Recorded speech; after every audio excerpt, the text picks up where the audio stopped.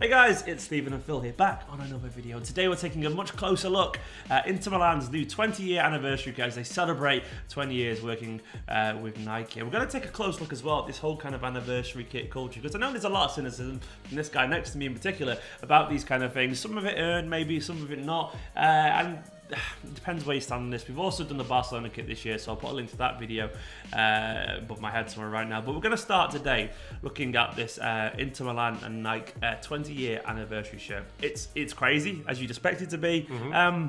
Personally, I kind of think it works. I'm not sure if he's going to agree, but I kind of think it looks all right. Go on. Yeah, you're right in that there's an interesting trend where, you know, we've seen sort of a club anniversary celebrated in the shirt. You know, every year club's 100 years old. Now, you know, in this example, it's celebrating just 20 years with Nike, which is an interesting sort of thing, isn't it? Yeah, this is where the cynicism kicks in for me. It's like, it definitely is a cash grab. I mean, it has to be, because no one really cares that. I don't think football fans are going to be like, oh, John, did you hear that? So-and-so have been with Nike for 20 years. I'm like, no way, that's massive. People don't really tend to care about that kind of thing, do they? Usually, it's not really a landmark of an actual thing to do with the actual team.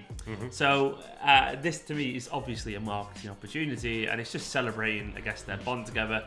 But it still produces some interesting moments, I guess, in theory. It does. And actually, on the plus side, and to give credit to Inter Milan, they're actually going to wear us on the pitch, and to me that does legitimise the design a lot. Do you know what? I didn't know that. And you're right, on the Milan not derby. just, but in the Milan derby. So, you know, how much are they selling it for? That's what I want to know. Well, that's another key thing. But you know, if a team actually wears a kit like this on the pitch, I think automatically it gives it some more. No, I agree. It becomes a kit then. Becomes a kit. Obviously, if they then go out and Barca didn't wear theirs, did they? They didn't wear theirs. I believe Fulham. We'll get on to Fulham. They're not going to wear theirs.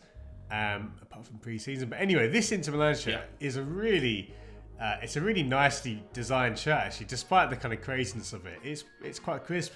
You know, obviously I'd rather have one of the shirts themselves rather than the mashup kit as a bit of a purist. But having said that, it's a nice design. It's definitely bold. I'm really interested to see it on pitch. I think that'll be interesting. I love how it was actually leaked by a model, Winnie Harlow, who was spotted wearing at Milan Fashion Week recently. That's a nice bit of influencer marketing there. It's going to be released. It's going to be released on the 9th of March, apparently, and it's only limited to 1,908 units, which is obviously the year they were formed, I presume. That will be hard to get hold of. So if you like this, you need to set your timers and get up in the morning first thing. To me. It kind of works. I think it makes more sense just about than the Barcelona one did, which I think was a bit too checkered, a bit too all over the place. And this is it's a fun shirt. It's definitely one for the collectors out there. But we have seen a few more recently, haven't we? We've seen the Fulham one, which I know you weren't that big a fan of. I mean, it is a bit Blackburn, I admit. But it was kind of clean. Shame didn't wear it. It's just the 140th anniversary kit now.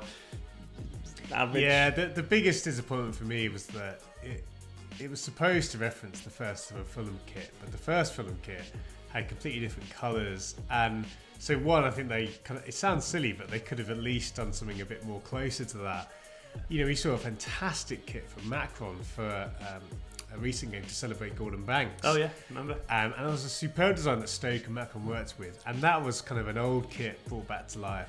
So to see, you know, maybe something like that would have been amazing for this kit. And as you say, they're only wearing it in pre-season. The actual design, to me, I like it, but it's basically. I love as well, by the way, how people have said like Fulham should be commended for keeping it down to only £65. Well, that's the thing. in this category, that's quite cheap. It's like celebrating a pint for a fiver, isn't it? Indeed. And sadly, I just don't think it's a very inspired design. But anyway.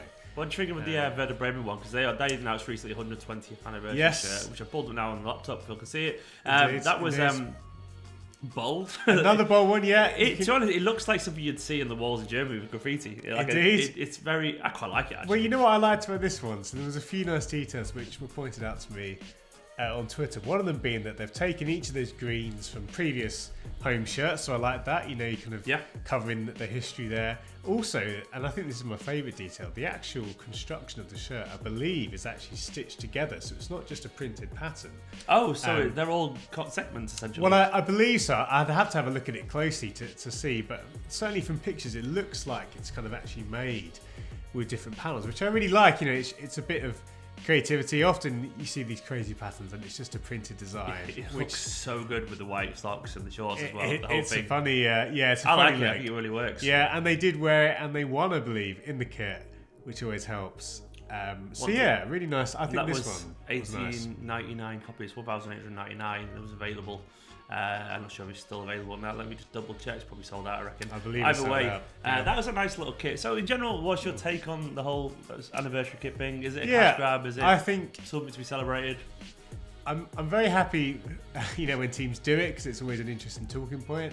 But I think you want to go more towards that kind of Werder Bremen or even the Inter Milan direction rather than the Fulham direction. I think it's got to have, from a design perspective, more creative because exactly if it's a one-off. Fulham one's quite boring, wasn't it? Really? It's quite boring, and it needs to be worn on pitch for me. I think if it's not worn on pitch, it's basically a glorified leisure top. Nothing wrong with leisure tops, and you see them a lot. But if you're going to charge the prices that they're charging, and it's not even going to be worn by the team, I think that's a letdown. So I'm with you on that. It can be done. It can be done. Anyway, guys, let us know in the comments below what you think of all these kits and also what your take is on this anniversary kit culture thing. Are sometimes they're just totally unnecessary, or are they a very valuable addition to the history of each club? Anyway, guys, this has been Stephen. This is Phil here alongside me. Make sure you subscribe to Club 40 for loads of videos about loads of things. See you soon.